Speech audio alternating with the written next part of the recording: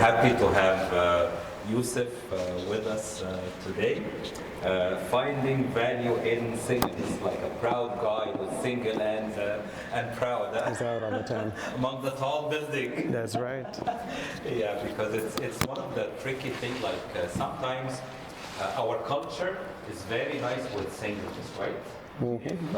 If I am single, like the culture, why are you كويس؟ You're single late, كويس يعني? Why not? Youssef is a psychotherapist as well, so he's going to be putting, and he's a servant, so he's going to be, I'm assuming he's going to be giving us a good mix of spirituality and insight into this topic. So I hope you are ready with to really receive, and we believe that this is sent to us by God. So to receive the words with the grace of the Holy Spirit, and also the Holy Spirit uses the different talents.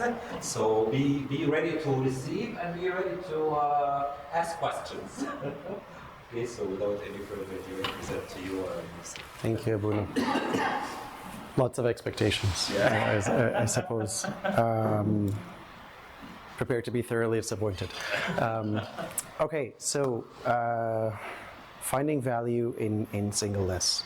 I'm just going to quickly go into what we're going to be covering, right? The whole idea, as Abuna was saying, is that our culture is very kind to single people, as usual, right? And it's like, oh, you know, your time is coming, or, you know, like, if you can count how many times you've heard the term balak, what, or if you added a value of monetary amount to the amount of times that you've heard balak, I'm sure you'd all be millionaires at this point. But I wanted to actually just say that singleness is a season of purpose, right? Because we always assume that it's a season of waiting until what's next, right? So what we're going to do today is we're going to debunk some of those myths that we kind of get to experience and hear. We're going to learn how to enjoy and embrace this season in our life. And for lack of a better anything to do is to develop the best version of ourselves during this season. And we need to move from a mindset of, you know, kind of waiting to a mindset that we're thriving in, okay? So, as Abuna was saying, our culture tells us that there's always that next milestone in our life, right?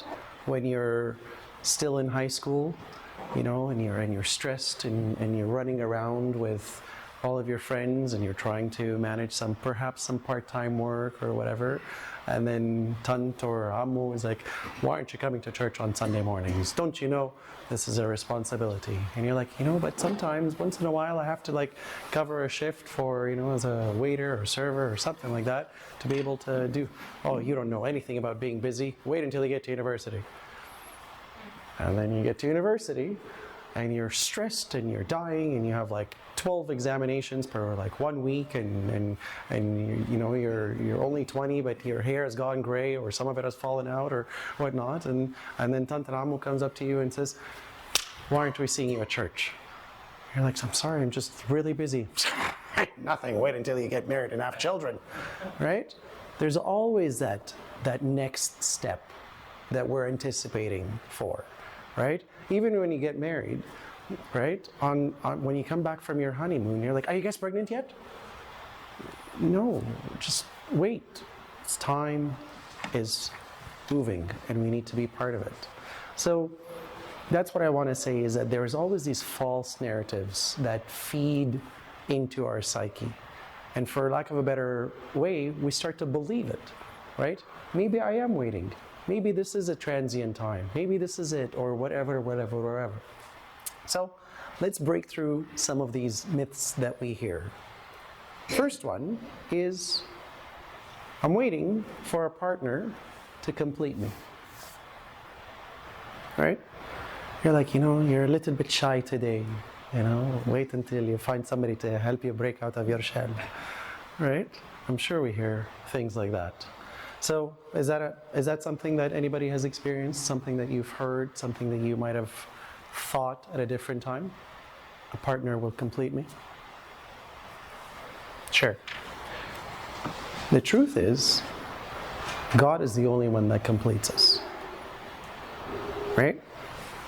If we go to Colossians 2:10, and in Christ we have been brought to fullness.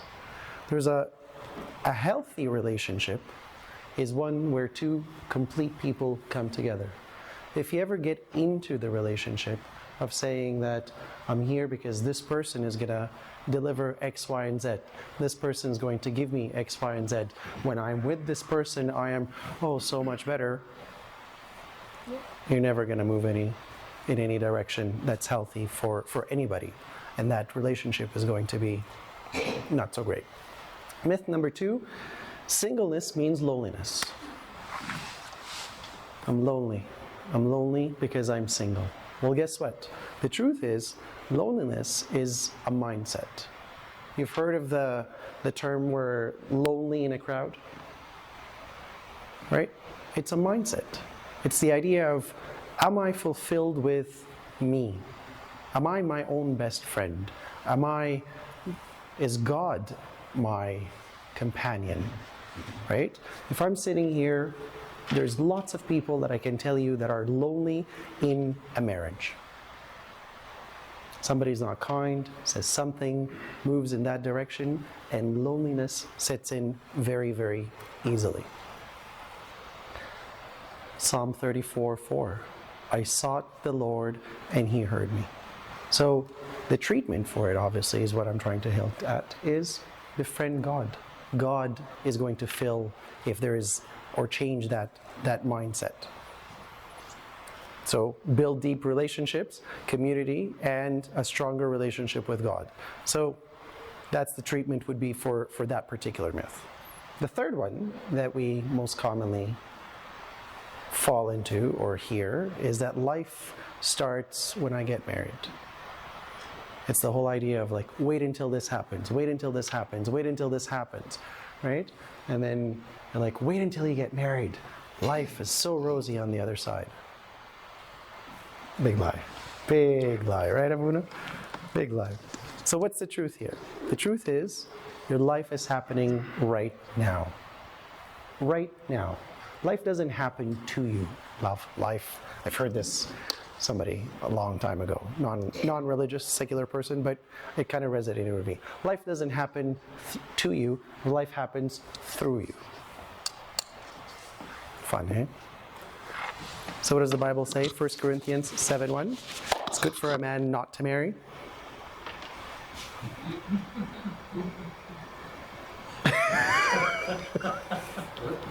What? But, right? But the idea is that for other things we get married, right? But singleness is a season where we can work on personal growth. We can work on ministry, service. I have to tell you guys this. So I've been trying to take some time off just to go to the monastery. I experienced it 3 years ago, okay, where I went away for 1 weekend. Actually, I lie, longer than 3 years. It was pre-pandemic that I went. It was the year before the pandemic, so how long ago was that? 5 years ago? I don't know. Yeah. Time is gone, right? Pandemic is gone. 2018 is when I went, okay? So about 7 years ago. And it resonated with me so much, and I've been really, really wanting to go again. I don't have the time. Every weekend, the kids need something, the wife needs something, work needs something, whatever.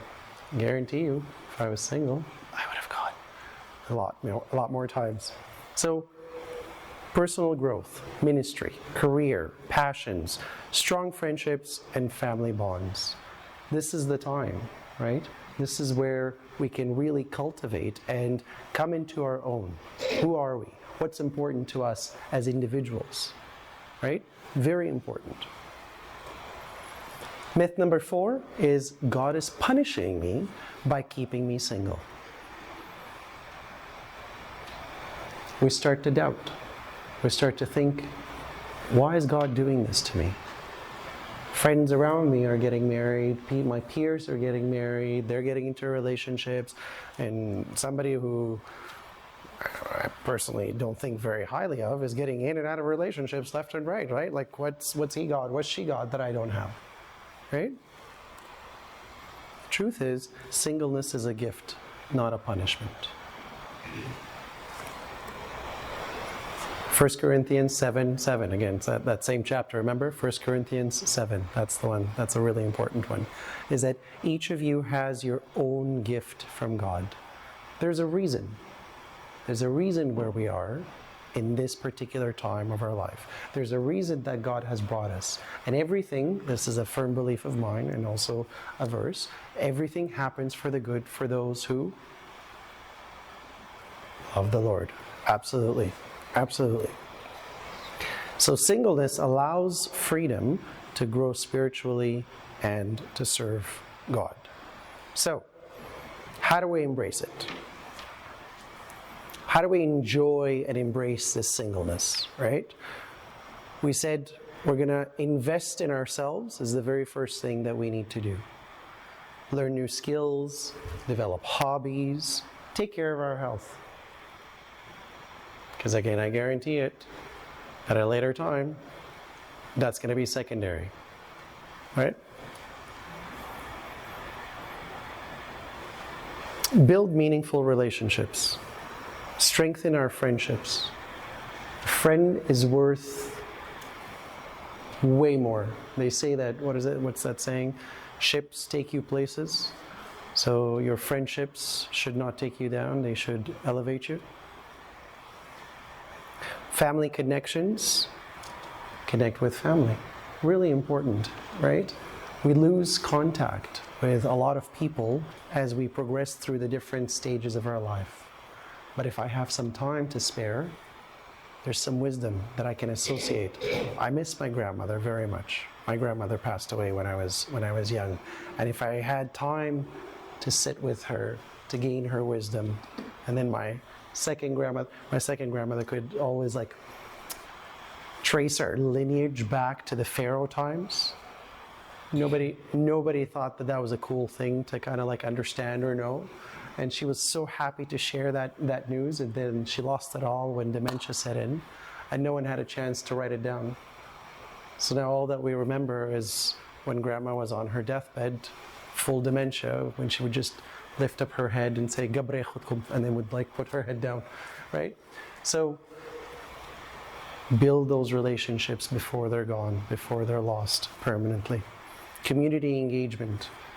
What a perfect time, what an opportunity to be able to serve in the community. Develop a deep relationship with God. We always say that, right, as a kind of a thing. Come to church, that's exactly what we're after, right, is to develop a deeper relationship.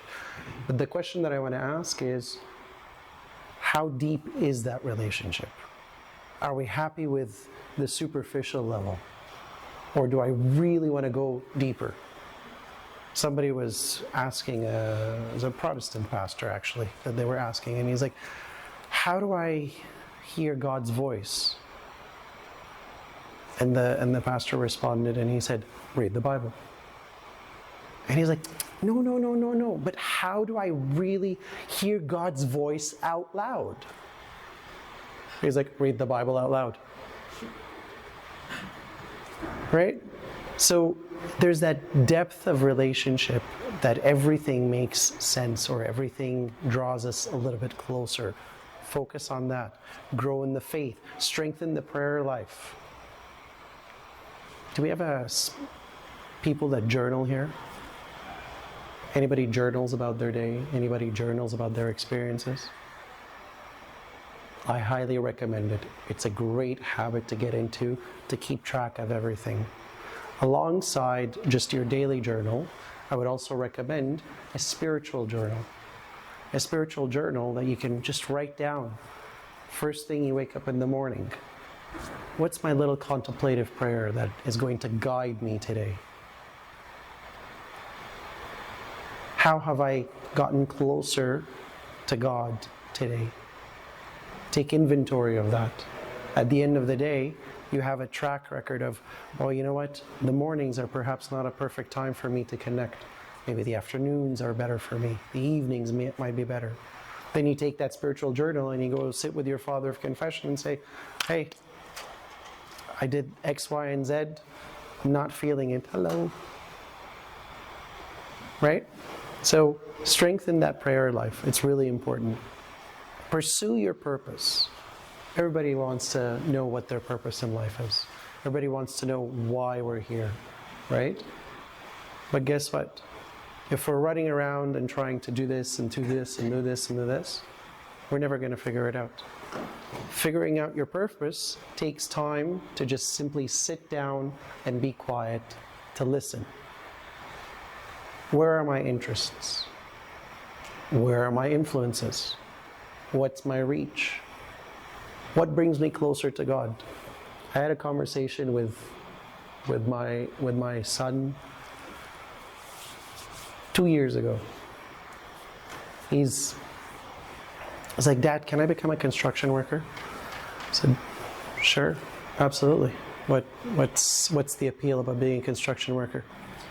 They get to eat their sandwiches out of a metal box. And I really want to do that. I said, okay, that's great. He's like, do they make money? I'm like, yeah, they make money, but there's other jobs that make better money. It's like, okay. I don't know what kind of a job I should do. What do you think? He's 10 years old. Random questions, right? On the way to school. So I said, well, there's usually criteria to what kind of a job that you want. And he's like, what does that mean? I said, well, the first question that I want you to answer is, how is this beneficial to me? Second question is, how is this beneficial to my society? Number 3, is this job bringing me closer to God? Number 4, is this job going to make me enough money that I can support whatever it is that I need to support?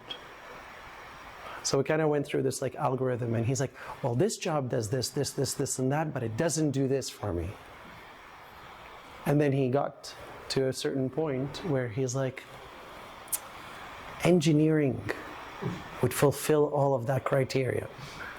At the age of 10, my son is telling me he wants to become an engineer because somehow he's like, that's going to bring him closer to God. Today, he's actually like finished programming his like first game. So he's really committed to the idea, but it's only after taking that examination of saying, how am I going to get closer to God with everything that I do? Purpose. Discover your passions. Passions are very, very important.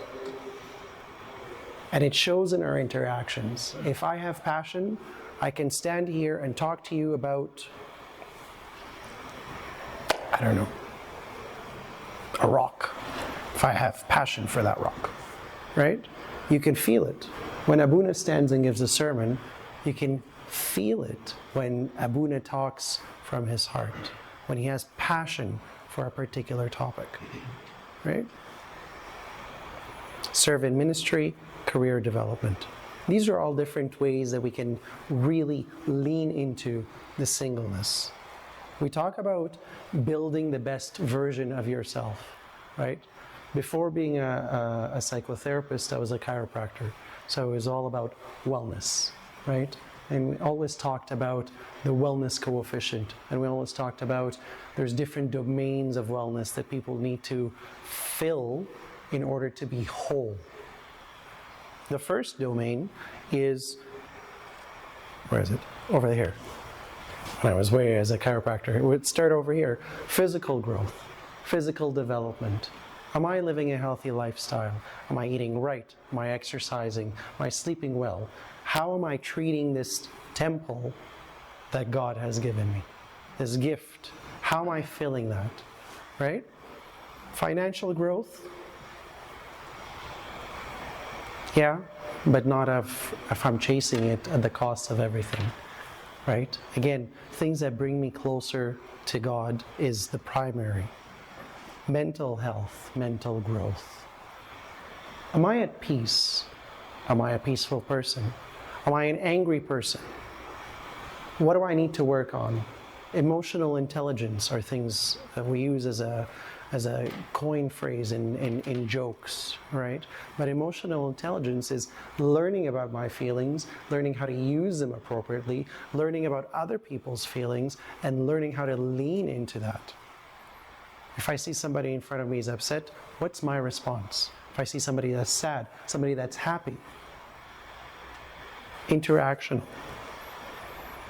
Social growth, and finally, spiritual growth is, I find that spiritual growth is the one domain that really ties everything all together. It's the one that feeds all of it together. Because if I'm committed to my spirituality, I guarantee you that my health is going to be well. The way that I look at my finances is going to be a healthy way. The way that I look at my social interactions, that's going to be a healthy way. The way I'm going to think, breathe, behave, whatever it is, if my spiritual domain is full, all of these are going to be at their peak.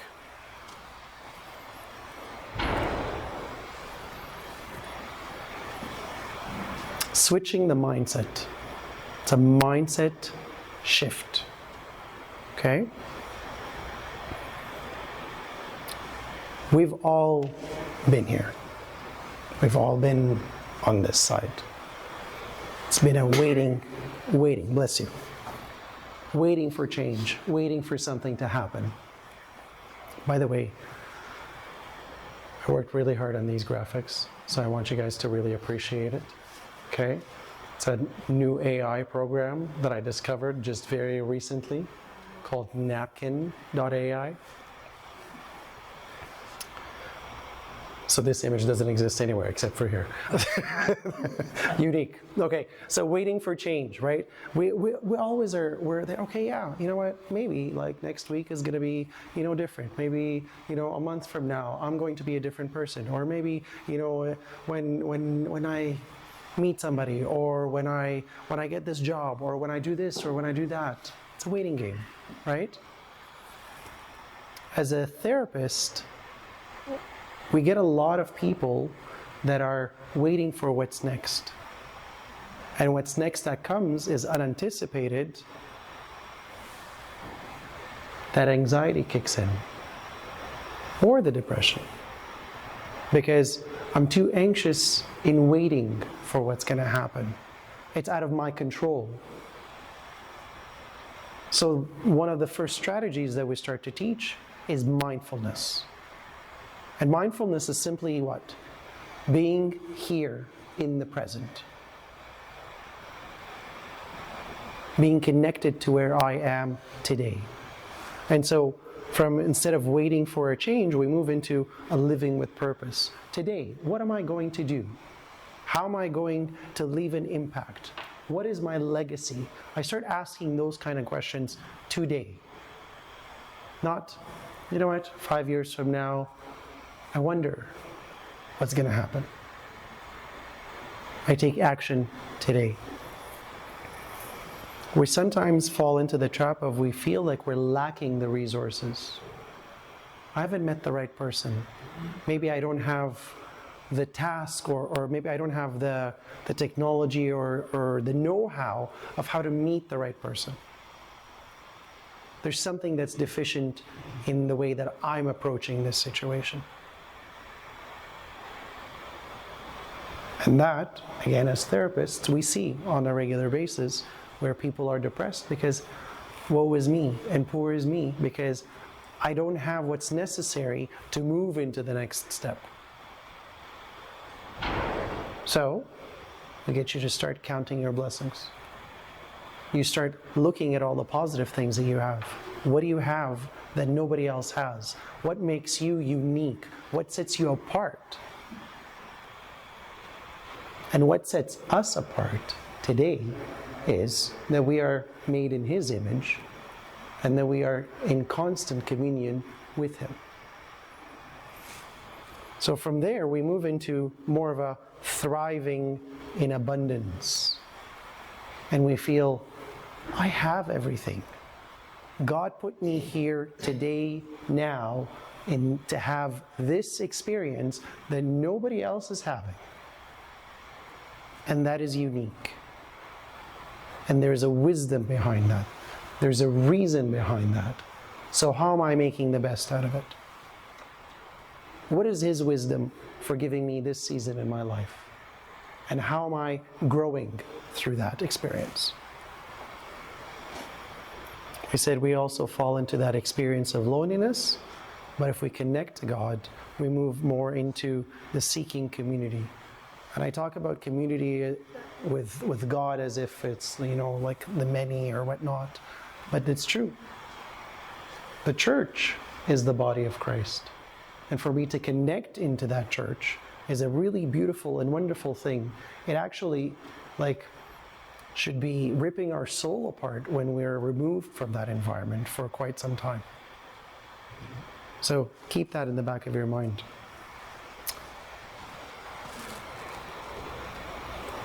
Final thoughts. Singleness is not a waiting period.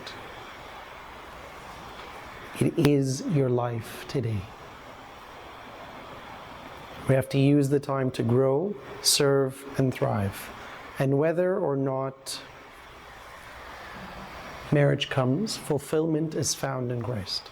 And the only verse that I could find that could sum up how I truly feel about this is that Jeremiah 29:11. For I know the plans I have for you, declares the Lord. Plans to prosper you, not to harm you, plans to give you hope and a future. Questions? Comments? Concerns?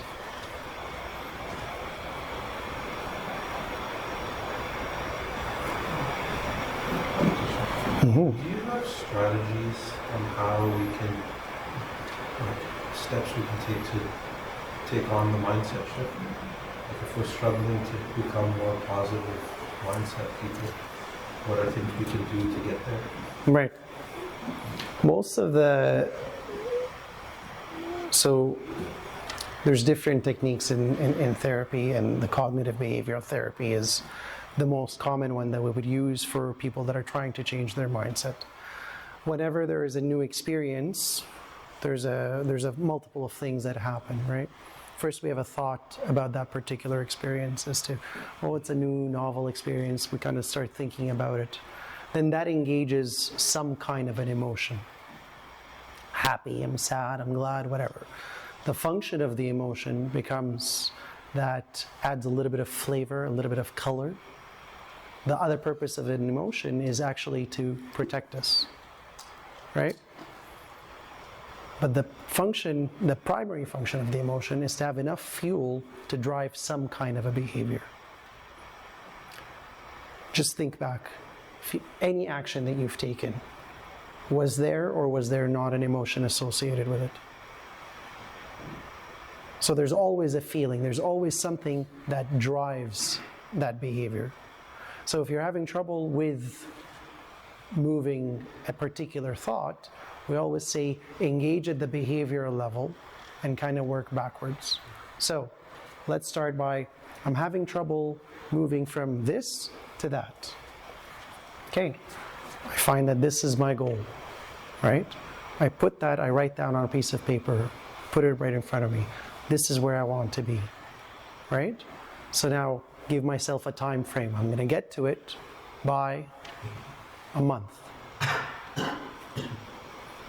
Work backwards. What behaviors do I need to start engaging in order to get to there? What different thought patterns and habits do I need to develop in order to get there? As long as we have a goal with a finite time, I find that the change is much easier.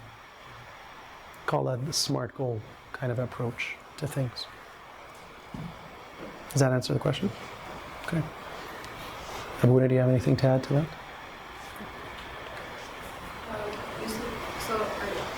I guess at this stage we get instructed to stay busy and keep busy so that we don't have an idle mind and so that Satan doesn't mess with our area at the same time. But as you fill it in a smart way so that you're not also taken from friends and family and spiritual life, it becomes the very same thing that we're criticized for, that you're too busy. You're too busy, that you're not like while keeping a healthy mindset while being single, it still becomes the very same thing that we're being criticized on, that we are busy. So where is the balance? So you're what I'm hearing you say is that you were instructed to be busy, but then if we get busy, we're criticized in saying you're too busy to find someone? And when someone comes into your life and they're getting to know you, they think it's too busy, even though... They think it's too busy. Yeah. Okay. Very interesting. Okay. So the idea of just busyness for the sake of being busyness, that's I think where the trouble is, right? I'm not working on just filling my time. I'm working on developing myself. I'm working on improving those different domains that we had discussed, right? If I'm focused on being mindful in everything that I do, I find it very hard that it's going to get away from us. Because being mindful is going to allow us to, when somebody steps into our life, or if somebody ever steps into our life, for me to pause and say, there's a reason for this encounter. There's a reason that this is happening. Let me pause for a second, everything else, and maybe focus my attention over here. Right? I'm constant in the level of introspection of what God's plan is for me. Constantly thinking about how can I get closer to Him and listening to the different voices. So a long time ago when I was kind of like in your age range and when I was single and I wasn't looking to be honest with you, and my priest would come to me and was like, oh, you should go talk to this person. Thank you. If it came, no offense, Abudo, if it came from clergy, it was an automatic no. Okay? So that was always the comment. Came from my parents. I'm confessing it before everybody at this point. But my parents had suggested a couple of people, like go and talk to this person, go and talk to the person. She sounds nice, she seems nice, or whatever. Sure, whatever. It didn't really go anywhere. And then one time, so I lived in Edmonton. A priest from Calgary calls me. And he says, there's someone that I'd like you to speak with. She's a great person. And I think you guys would get along well. Remember, in the back of my mind, it was an automatic no if it was from the clergy. And I didn't really know him that well, so he wouldn't know much about me. But I found myself saying, okay. In just me having that thought, I was like, okay, why did I do that? What was different about this situation? So I paused and I actually reached out to her and I started to talk to her. 15 years later, she's now my wife. But it took that pause to see my response is different. And I trusted that God was the one that guided that response. When my normal is one way, and this new response to the same stimulus is completely the opposite, that I attributed as a sign from God. So let me move in that direction. So be in awe, I suppose. God speaks all the time. We just have to listen. And so for him to have just simply that direction, beautiful. So we'll never be too busy to hear his words. Yeah? Cool. Any other questions? Yes? So we can say there is a plan from God to each one of us, and at the right time and right response, maybe if you decided that you have to respond. Absolutely. Because sometimes I feel like no one I met, I said okay, so maybe I choose to be single. Mm-hmm. Or it's a sign from God. There is no voice. I can't hear yes from God. Maybe I don't have a feeling. So there is a good time. There's always a good time, and there's always the sign from God, right? If you make that your focus, you make that your goal, is to say, I'm going to hear what he wants for my life. Most of us have trouble because we ask for him to lead our life. But we're like, okay, thanks, I got it from here. You know, now I prayed for it. Actually, Pope Shenouda, I was talking to my mother the other day, and she's like, oh, I heard this like great sermon from Pope Shenouda. And he was saying, when you put something before God's feet in prayer, on your way out, leave it. Don't take it with you. That's what we do, right? All of us do this. God, help me achieve this. Okay, now roll up my sleeves, and what am I going to do in order to achieve this, right? Perhaps God's message today is wait. Maybe it's no response is a response, but there's always a response, and you're absolutely right. There's always that feeling that you know what God's voice is. We know what his voice is. So if you make that your focus, you're never going to go wrong. Any other questions? Just one like for the guidance from God also. I think it comes along with a good connection with God, and it's not just seeking God for a transaction or for a one-time thing, but otherwise my relationship with God is kind of I don't want to say non-existent, but it's a topic is driving my relation with God, versus God is the one who's driving my relationship with the topic. Because a lot of us, we have a topic that is a problematic for us. So I connect with God regarding this topic. I think this is tricky. Versus I connect with God, this is an ongoing connection, and comes this topic, comes relationship, comes career, comes moving, comes finance, comes wellness, like physical and things like this.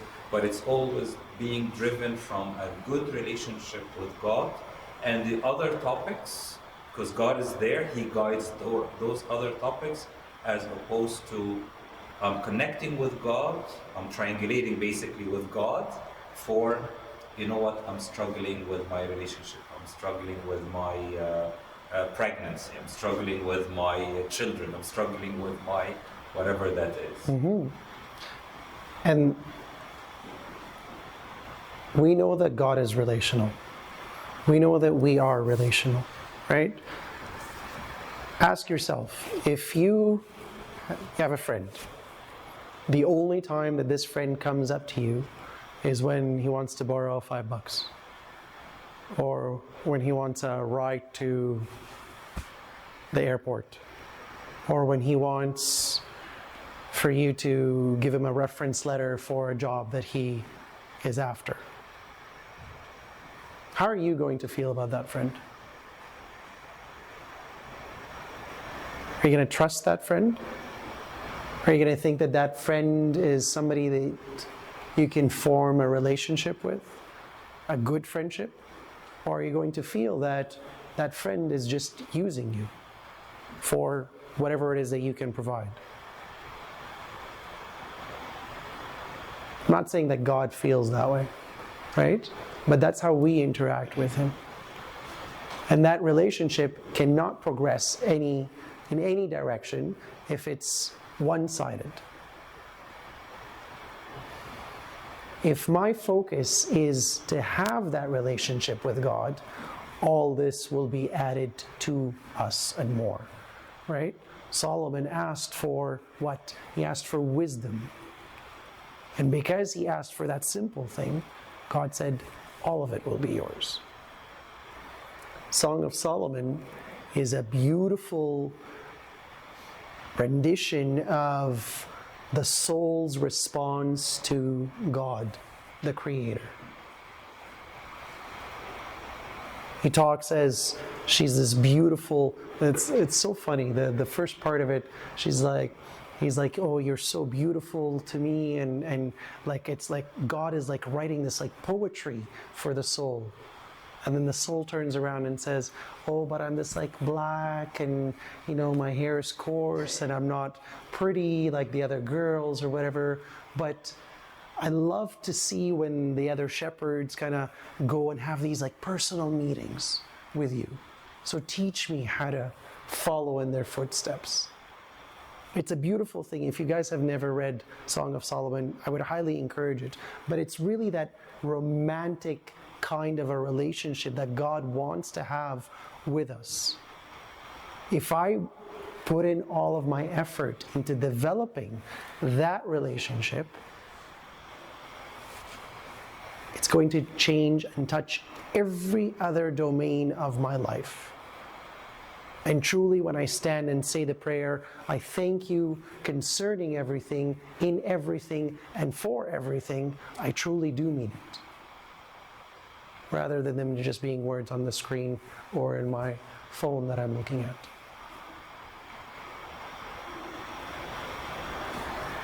So, for a point of reflection, what are ways that we can thrive in our singleness?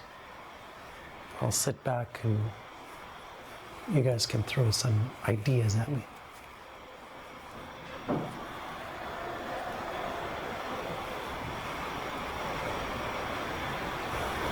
I just have a comment. Of course. And it's just building upon what everyone was talking about. Because I always think about the man who was paralyzed for 38 years. And Christ comes to him and he just asks one question, do you want me to be well?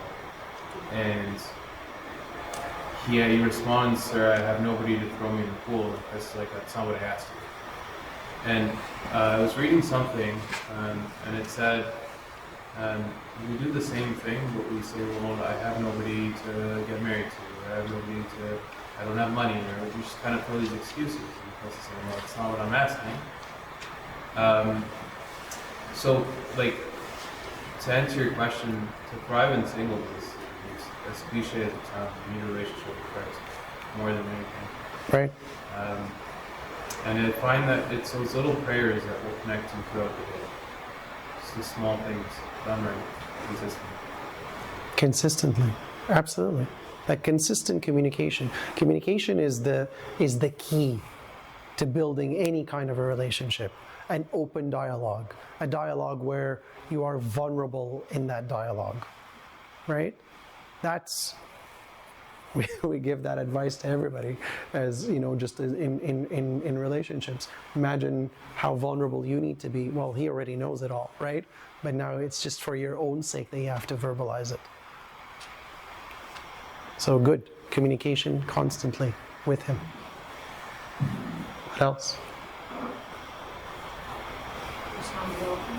Personal development. Yeah. What does that look like? It's recognition, introspection of where are my downfalls or what Yeah. needs to be worked on. Yeah. Single or taken when it takes. Absolutely. absolutely.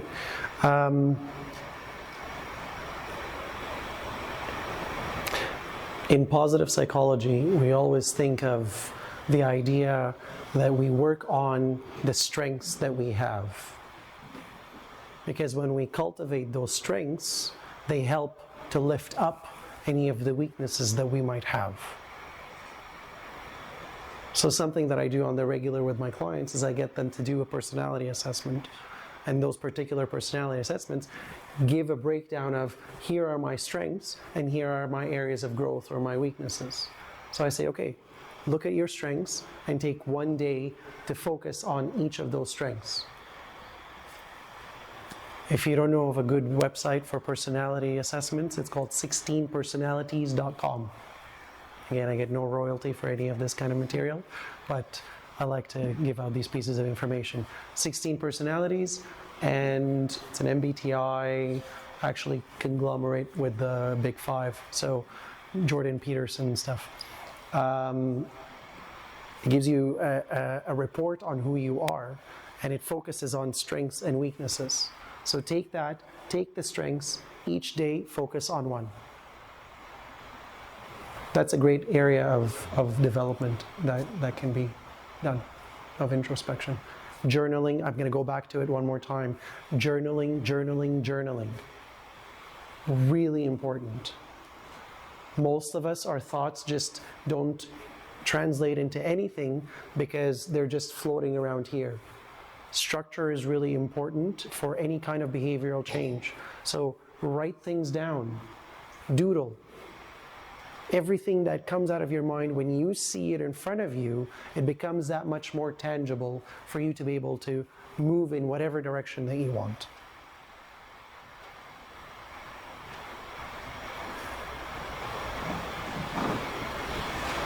What else?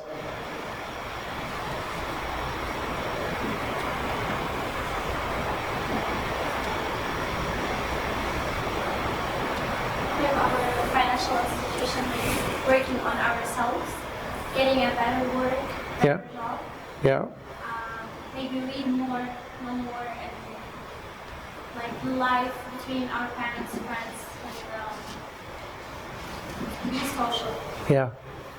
This Yeah. is the most really important part, because when you're not social with people, you miss many things, many experiences. Absolutely. But also be careful with who you're social with, right? Be selective. You are in the prime of your life. God has you here for a reason. Don't squander your energy. Don't waste your time. So be very specific about who helps you to grow. Those relationships are fantastic to have, but be mindful of if this person is helping you elevate your game, or they're pulling you down in a completely different direction. I'd like to say something earlier. Of course.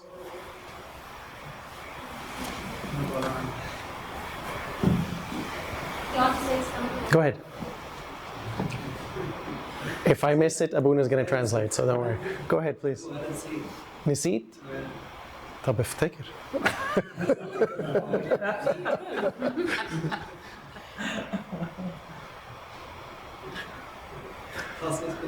Okay, if you know what he was trying to say, maybe like poke him. Okay. Okay, when you remember. Any other questions, comments, concerns? إذا الواحد ما عنده عائد يهون أو ما عنده ثقة شو بيسأل؟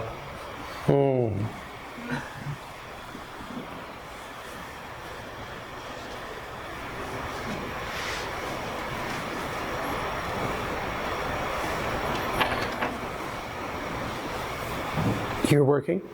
Yes. Full time? Yes. Okay. 7 days. 7 days? Okay. You form new friends. You make friends from your experiences. You make friends from work. You make friends from church. If you're not comfortable with making friends, That's something that you have to work on yourself and to say, I'm going to push myself. You don't need to make like 17, 18, 20 friends per day. Make one connection with one person per day. Start to build your life that way. Start to build your circle, your influence. Right? I've had couples come in. I always ask couples, regardless of how long they've been married, tell me how you guys met. Tell me your love story. Tell me what brought you together. And more than not, there's, oh, my boss introduced me to him or her. So, be selective with who you become friends with, but use your social circumstances to develop that friendship circle. Does that answer the question? A little bit? Abu Nan, do you want to add to that? Not much. I mean, it's a good idea to start somewhere, and it's not by the quantity. And you know what? It's true. It's not easy moving to. Did you come to Canada recently? أنا كنت في العراق 5 سنين. كنت في العراق 5 سنين وجيت امتى كندا؟ امتى؟ مش اسم. مش سنة. طيب يعني انت لسه يعني لسه جديد. Sorry for lingo, لسه new comer. لسه new immigrant. I remember when I came to Canada, I stayed. I think I have been in Canada for at that time maybe 2 years, 2 years and a half. And I'm taking my child to the daycare and I'm leaving and I'm so excited. And someone is meeting me. Hi, how are you? I was not on Huna yet. I saw أول مرة أشوفك first time. How long have you been here? I said 2 years and a half. So I said that you have been so long in Canada. Oh, so أنت لسه الطيارة ما رجعتش. Very encouraging words. So basically to say like moving new culture, new setting, new surroundings, there is a challenge at the beginning. It's not easy, yes. So you are in the kind of the challenging time, but you're gonna make it. Don't worry, you're gonna make friends. But I think as Youssef mentioned, make sure to move out of your comfort zone. يعني ما تستناش ان حد هو اللي يتعرف بيك. حاول انت تعمل اصدقاء. انا هقول مثلا مش once a day, once every month, once every 2 months. I guess I'm more extroverted than you, Abu. Pardon me? I'm more extroverted than you, so that's why I was saying once a day. I don't make friendship, like new friendships easily. So I would say if you make one friend and you maintain this friendship, I think this is amazing. And you would be surprised مع الوقت ازاي الفريندشيب هتكبر تقول كفايه كده انا مش عايز. Sorry, what's your name? Wissam. Wissam? Yeah. Guys, at the end of the meeting, please go introduce yourselves to him. And here is a practical way. So he's directing everyone. If he pushes you away, just say, no, you asked for this. So just remind him that he is just wanting to meet people. انت اللي جبته لنفسك يا أسامة. So put yourself in surroundings, in situations where you just meet new people. Right? Like coming here today, this is amazing. It's the first time to see you. So welcome. ده في حاجة في 50 حاجة بقول لك عليها دلوقتي. أسامة. Okay. I think that's it for tonight. Thank you guys for braving the snowstorm and that happened yesterday. But and being able to get out of your driveway, I think that was the challenge for all of us today. And after shoveling the snow, the city truck comes by and buries you in for a second time or a third time, depends on where you live. So I thank you for braving that and being here. We'll see you soon again. Thank you. Thank you, Thank Abuna. you very much. Thank you.